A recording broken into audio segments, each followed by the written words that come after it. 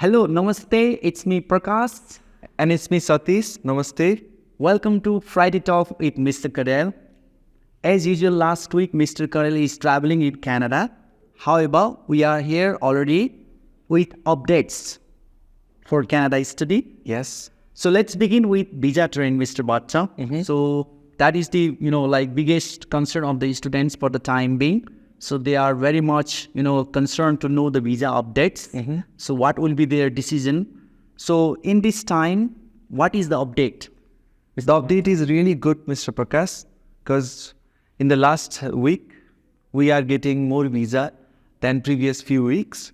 And recently, IRCC is giving positive reviews to students who even got refusal in their first instance. So, Mr. Bhatta, if we talk about the nature of rejections, so what are the prime reason of rejections?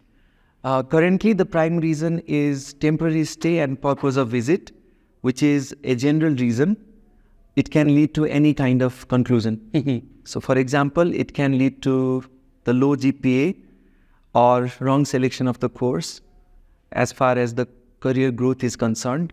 Sometimes visa officer is not sure that the applicant is genuinely choosing the course, like general business. It is a popular course in Canada, but the visa officer would also think it is a popular course globally. So it must be available in Nepal also in relatively low cost. So in this situation, how can a student convince visa officers that even if they are going for general business, so how can they, make their SOP more convincing? It's not that they need to cover this topic directly in their SOP, but, they can create something unique or really useful in their SOP. So if their SOP is full with facts, genuine motivations, and the learnings that he or she is expected in that course, with a clear vision in the future, he or she do not need to convince that, okay, I'm choosing a course which is already available in Nepal.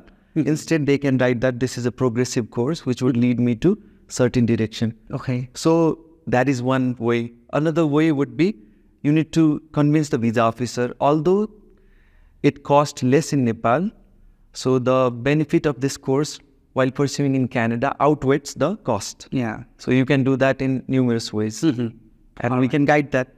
Yes, we'll do that. And let's move to another topic, that is PAL.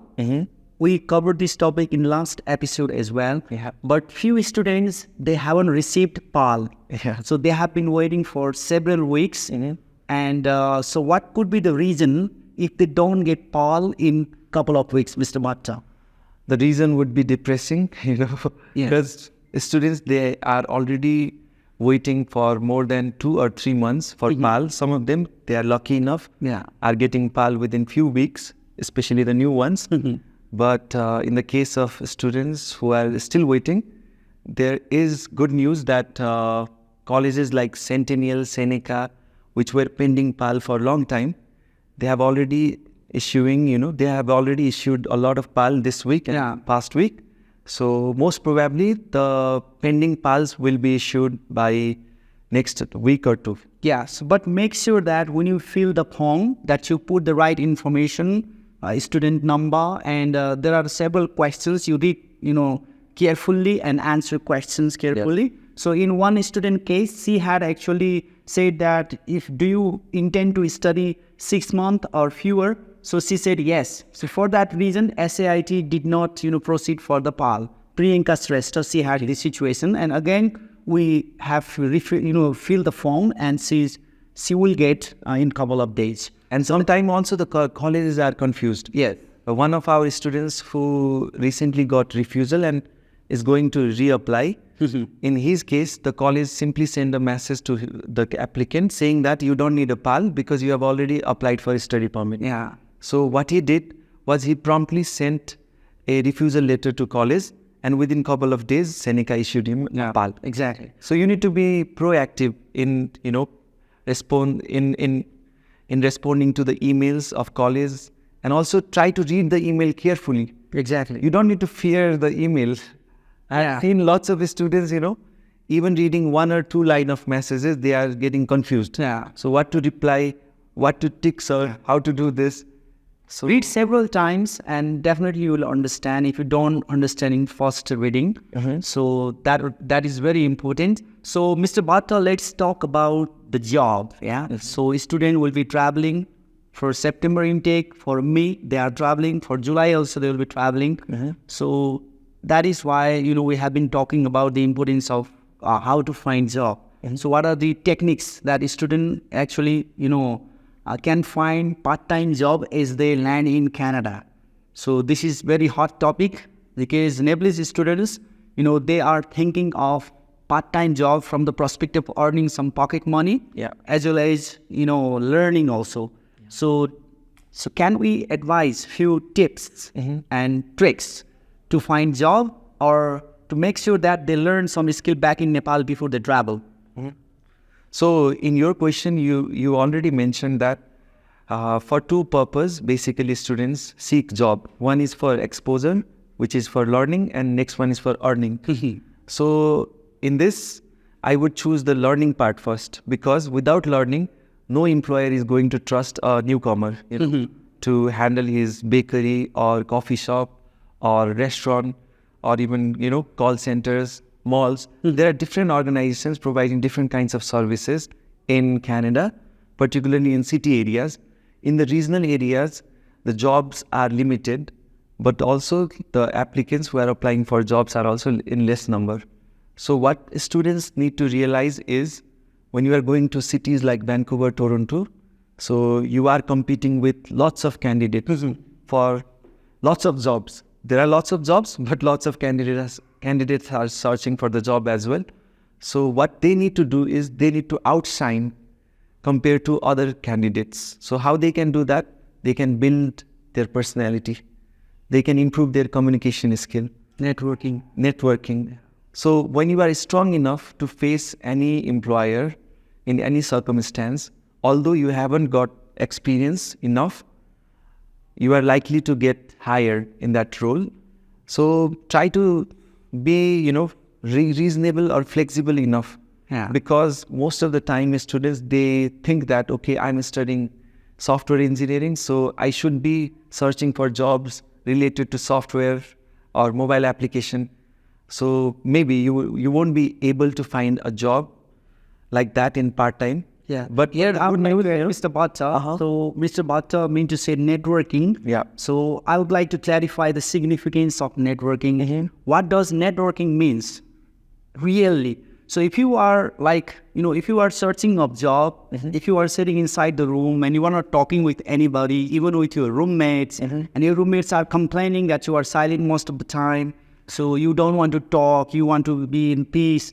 So that this suggests that you are not developing your networking. So you need to get out from your couch and, go outside and search, socialize, talk to your friends. If there is some event happening, in Nepalese society, go there, have conversation, be friends with some people who have been already living there for a long time, established people. So talk to them, help them. So in this way, you develop networking. People get to know about your personality. Oh, he's a really kind person. So talk. In this way, you develop your networking. So that is the best way, because recently, I met few students. They actually come back to Nepal, and he actually went for Cyprus College, and that college was not registered GLI. So that's why he did not qualify for PGWP. He came back, even if he has got a study permit valid for next year, and he came here and he got counseling with me, and I was telling him. So I told him, why didn't you find job? Say he also complained about his roommates.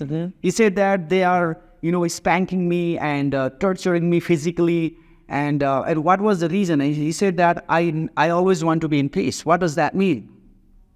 So later on, I came to know that he was addicted for marijuana. And most of the time, he was like hallucinated and used to play guitar and used to sing in a soft voice. So this is the reason, So if you have heard the news that students are not finding job, students are coming back to Nepal, so it's mostly because they are actually victims of narcotics. Yes. Of course, when you are abroad, when you enter in the new place, new culture, challenges are ahead there. But in this world, if you don't work hard, if you don't struggle, nobody would come and say, okay, this is for you. Yeah. So you need to fight for your, existence. You need to fight for your, space. You need to work hard and create the story. And only again, you'll be able to have success in your life. So whatever actually have become success in this life, they have worked hard and they have started from the, scratch. And you need to do the same. So you need to have a story of struggle so that you'll find, actually you will be successful. Yes, Mr. Bhatta. So do you want to add few, reasons and few story in this connection? And also, the bad news, it circulates quite fast. When a newcomer just land into Canada, he's not getting a job like Steve Jobs, or Elon Musk. So he should realize that. So he should start with, odd jobs even. Student jobs. Part-time job. And also, let's say he has got 20 hours work permit. Now it has been increased to 24 hours per week. But he's only getting job for 6 or 7 hours. So he should be happy with that in a couple of weeks. So during that 6 or 7 hours, he should be delivering his tasks efficiently, whole focused on job. And after that also, what he can do in the spare time is he should go outside, try to search more vacancies, try to look into websites, newspapers, or also there are different groups of students or Nepalese studying in Canada or living in Canada. So they are sometimes saying that, okay, I will refer a job to someone who would pay me something also. There are different ways, how you can search a job or find a job. So you should be ready and prepared for all those means. But firstly, you need to improve yourself. You should have a positive attitude. You should also need to, apply some tricks or tips, improving your CV, facing interview confidently, and always have a positive attitude. Yeah, definitely. Personal marketing strategy. Yes. And yesterday, one of our students' parent, he was saying that his daughter is earning more money. So what she needs to do right now is she needs to hide the hours of working, what she has already done. So there are those kind of success stories as well in Toronto. And there are lots of other, bad stories. So bad days are not going to last forever. If you are struggling for a few months, try to be positive. You'll find a good job. So, but always keep on searching. Do not be passive, like that guy you mentioned. Exactly. So that was about, part-time job. So now let's move to next topic. That would be refusals. So for the timing, many students' applications have been refused, Mr. Bhatta. And so what are the primary reasons of refusals, and how can the student, actually reapply and improve their chance of study permit approval? Yeah, this has been a, bad news in recent few months or few weeks. But what I have noticed in Canadian visa application is refusal would not last forever. So some months are good, some months are bad. But at the end, every student should realize that everyone has some weaknesses and everyone has some strengths. So try to highlight those strengths. Try to present yourself more properly, in financial background or in your SOP or while showcasing your experience in CV. So talking about CV, recently funny story was there. Yeah, please. What happened? You were the one. You see that, most of the time when you are presenting your application, visa officers, they are relying on your presentation of documents and photographs also. So when you include photographs in your relationship certificate, in CV, we always emphasize and we always remind students time and again, make sure that you use the latest photo, nice looking photo, so that, visa officer will have positive impression about your profile. But most of the time, students are actually careless and they are using very old photos. Sometimes in the CVs, they are using like very impolite photos. The position is like something, they are putting their legs on the table. So, what kind of position is that? So, I don't know why. So, this is really not advisable. Yeah. Yes. And also in relationship, see, let's say dad is a businessman and the photo of dad is like a farmer. Yes. obviously farmer can be a businessman as well, but we need to make sure that when you have, pretty much income and your standard of living also, must be also displayed properly. So that's what we mean, yeah. So, and the job of visa officer is quite tedious. He needs to look over lots of files in a day-to-day basis. So he has a lot of pressure. So when he is watching a person's file, so he has a memory of watching another person's file just half hour ago. Yeah. So sometime, if let's say he has just looked over a file with 3.8 GPA, 8 IELTS, and let's say 55 lakh rupees per year income with a loan with disbursement. Yeah. And now he's watching a file with 2.5 GPA and let's say cash balance without any kind of, secured source of, fund. Then it is more likely that you are also facing that judgmental, error or judgmental bias of visa officer. So what we would suggest is that you need to look over every single file carefully while making your documents. Try to diversify the income sources. So do not rely on few kind of income source. And sometimes what happens is, let's say you have a retail store which has capital of 2 lakh, but you are showing a profit of 50 lakh randomly, haphazardly. So it is more likely that the visa officer would suspect that the income is not genuine. In that case, you will suffer a financial rejection. And sometime if you are only paying 1 semester tuition fee, but you have a balance of 1 crore. yeah, or 50 lakh, yeah. So how it can be justified? You are only paying 8 lakh tuition fee, but you have 70 lakh of bank balance without any statement. So it is also suspicious file. Similarly, another one would be wrong selection of courses. And most of the time what students think is they only want to go to Canada. They are not aware of the course, college, universities. Although we are here to guide them, but at the end of the day, they are the ones who are taking the decision. So in that pursuit, what they need to do is try to look over your previous file, +2 background, what was your score. So if the scores were C or D in mathematics or account and you are going for accounting course, just to show that you can do that.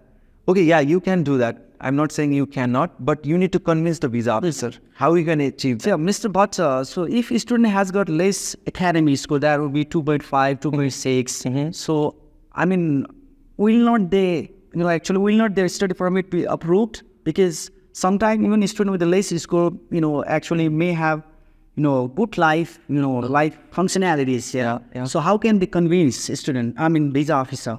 Yeah, right. At this moment, right now the visa officers are facing a lot of pressure due to the new rule of capping. Capping is not a rule, but it's kind of, they have decided some sort of strategy to control the number of students getting into Canada. So how they are achieving that capping is they are surely reducing the number of visa.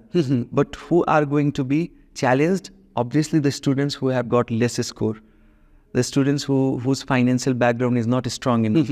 And who cannot convince the purpose of choosing that course. Yeah. So basically these three are the main reasons of refusals.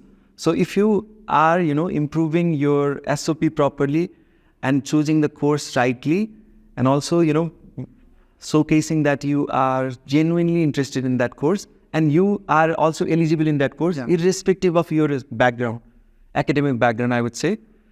For example, if you've got 2.2 GPA in management, going for business course, and you can defend yourself properly with facts, figures, right documents, proper presentation of CV, and strong financials, then definitely you are getting a visa, right?